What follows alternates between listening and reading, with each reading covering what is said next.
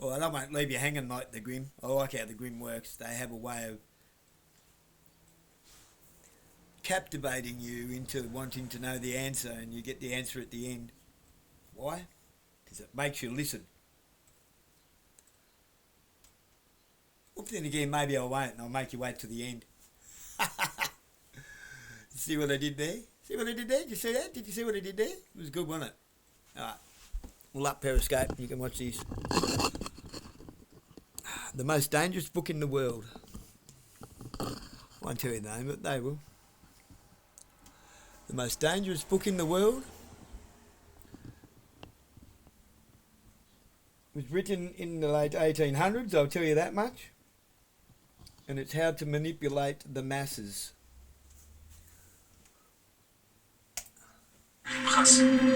There is a powerful book that tells you everything about controlling and influencing the masses.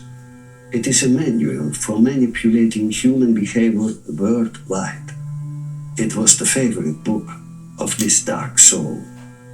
And if you understand it, you can protect yourself from the Suki that try to take everything from you, just like they have done before. Here is what you need to know. Let me give you 7 central thoughts of this powerful book. At the end of this, I will reveal the name of it. Mass manipulation rule number 1. Crowds obey simple emotions, not logic. In crowds, it is emotion, not reason, that dominate. The collective mind is purely emotional. Crowds are controlled through fear, anger, and excitement. Rational arguments are ignored, while strong emotions spread rapidly. Mass manipulation rule number 2. Repetition creates belief. Affirmation, pure and simple, kept free of all reasoning and all proof, is one of the surest means of making an idea enter the mind of crowds. The key to manipulating crowds is to repeat a statement over and over, without explanation or evidence. Repetition hardwires it into the collective mind. Mass manipulation rule number 3. Visual symbols overpower words. Crowds, being only capable of thinking in images, are only to be impressed by images. Crowds react to strong visuals and symbols far more than complex ideas or arguments. What they see shapes what they believe. Mass manipulation rule number 4. Prestige paralyzes judgment. The special characteristic of prestige is to prevent us seeing things as they are and to entirely paralyze our judgment. When a person, institution, or idea is seen as prestigious, it silences doubt and critical thinking. Prestige blinds the crowd to reality. Mass manipulation rule number 5. Leaders mold the crowd's will. The crowd is led by the unconscious, but directed by a leader whose will has become its own. A leader doesn't argue or debate with a crowd. Instead, they embody the crowd's emotions, amplifying its desires and focusing its energy. And it doesn't matter if the leader has no experience or merit. Mass manipulation rule number 6. Crowds worship absolute certainty. Crowds are only to be influenced by ideas that are absolute, uncompromising, and simple. Masses don't like nuance. They like simple black and white ideas presented with a total conviction. Doubt and complexity weakens influence. And finally, of course, mass manipulation rule number 7. Illusions seduce crowds more than truths. Crowds have never thirsted after truth. They turn aside from evidence that is not to their taste, preferring to defy error. If error seduced them, facts don't matter if they contradict the crowd's feeling. A convincing illusion will always win over uncomfortable truths. The book that reveals all of this is The Crowd, a study of the popular mind by Gustave Le Bon, written in 1895. This is powerful knowledge. But understand this. Knowledge is more powerful if you read it, discuss it, and apply it in a circle of trusted, like-minded people. GRIN stands for free minds, classic values, and relentless cooperation. We need each other in grim times. Be honorable.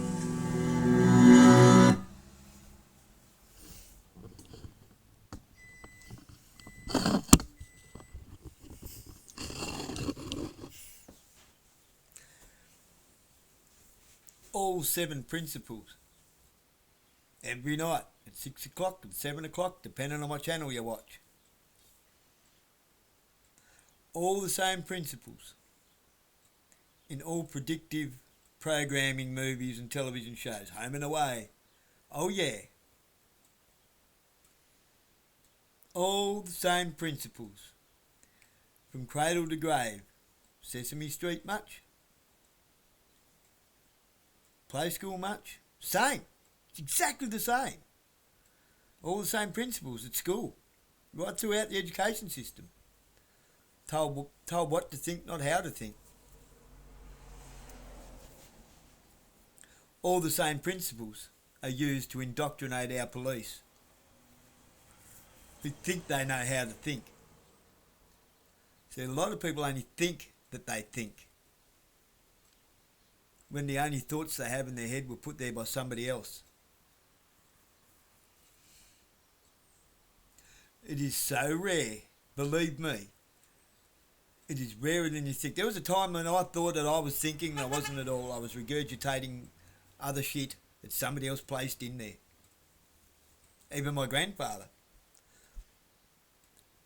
who I have now found to be right about everything except for his allegiances. The one thing he had wrong was he could never see the Scottish Rite for what it is. An eagle that looks in both directions. Birds of a feather flock together. He used to say that to me, but I don't think he really grasped the concept of what that meant.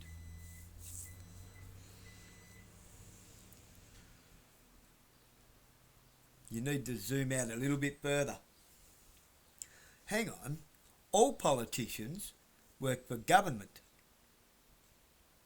Government is in a territory, not a state. And they all go to the same building and clock on and clock off for work.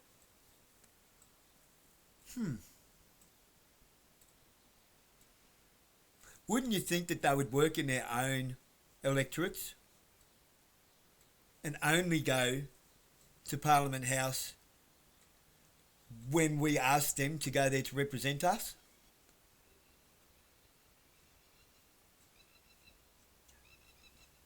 Constitution of the Commonwealth of Australia 1900 states that.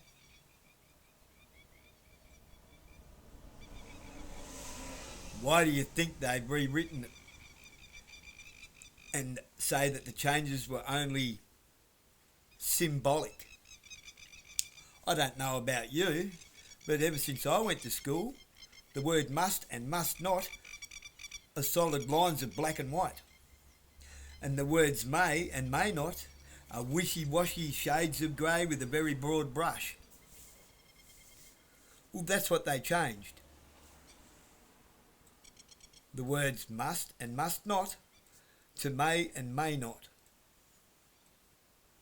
Leaves everything open to interpretation in their favour, not ours. See how you've been duped? You've been beat over the head and beat over the head and beat over the head with this, the changes are only symbolic. The Constitution is outdated. But they love to pull the Constitution out and bash us over the head with it when it pleases them. But they keep bashing us over the head with the fraudulent constitution, which we keep getting told, no, that's the Australian constitution. Yeah, it sure is. Because it's not the constitution of the Commonwealth of Australia. One rules over the country, one rules over the government.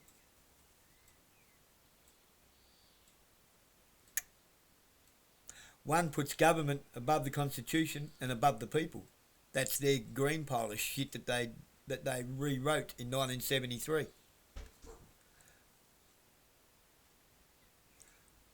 The other one, our lawful one, 1900, forget the 1901 constitution.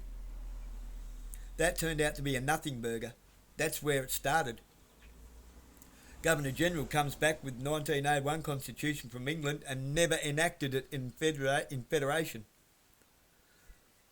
We went from the end of 1900 to 1973 with no constitution whatsoever, other than the 1900 constitution.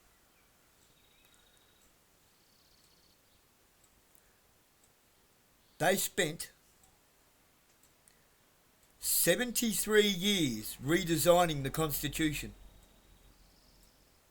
That's why that happened. 73 years they spent redesigning the constitution on how that they could put themselves in charge of the people instead of the people in charge of the government. Which is why Canberra became a territory. Which is why the Northern Territory was invented, was cordoned off from South Australia, Queensland and Western Australia, and two little lines drawn.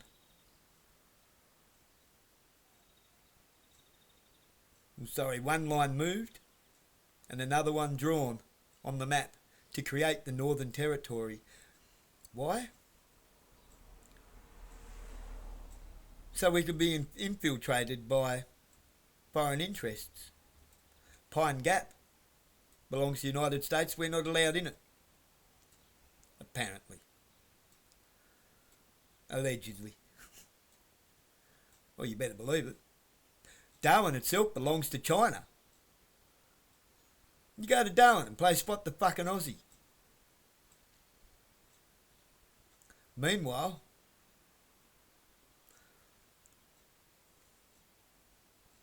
a little book called Red Over Black explains how the Aboriginals were infiltrated and tricked by communists. Yes, we have a communist government, people. And how did that come about? That was infiltrated through the unions. Wasn't they? John Wilson, former head of the CFMEU.